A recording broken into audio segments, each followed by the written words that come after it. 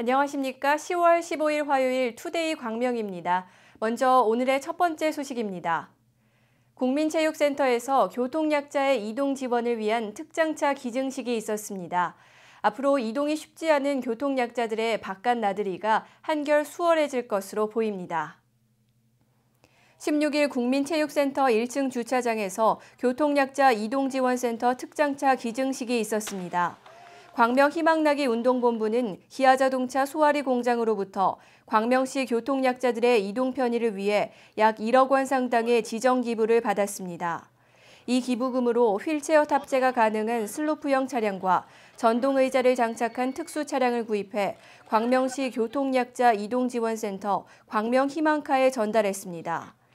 이에 따라 광명시 교통약자 이동지원센터 광명희망카는 총 5대의 특장 차량을 운행하게 돼 더욱 원활하고 편리한 서비스가 기대되고 있습니다.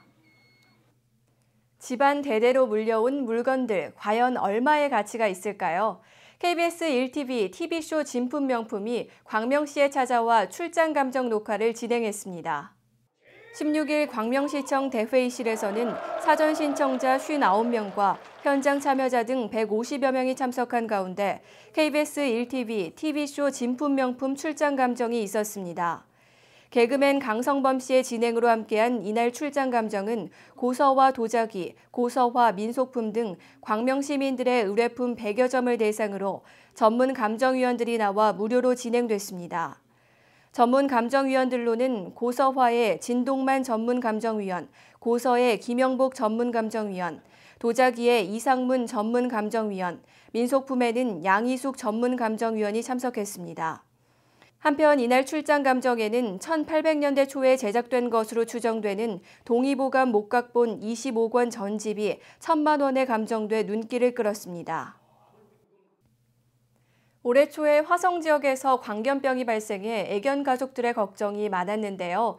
이에 광명시는 광견병 발생을 예방하기 위해 21일까지 무료 예방접종을 실시합니다.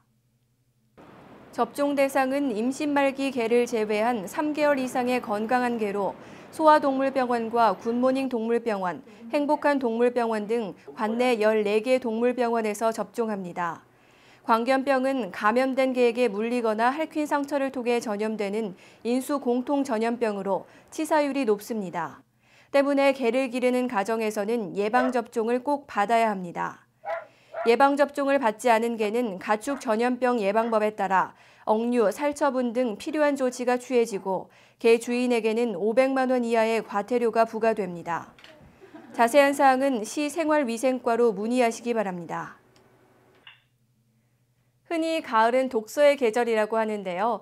하지만 최근에는 이 말이 무색할 정도로 실제 도서 판매가 늘지 않거나 오히려 줄어드는 것으로 나타났다고 합니다. 아무래도 인터넷이나 SNS 등 뉴미디어의 영향 때문이 아닐까 싶은데요. 오늘은 가까운 서점에 들러 가슴을 따뜻하게 해주는 양서 한 권 골라보시는 건 어떨까요? 이상으로 투데이 광명을 마치겠습니다. 시청해주신 여러분 고맙습니다.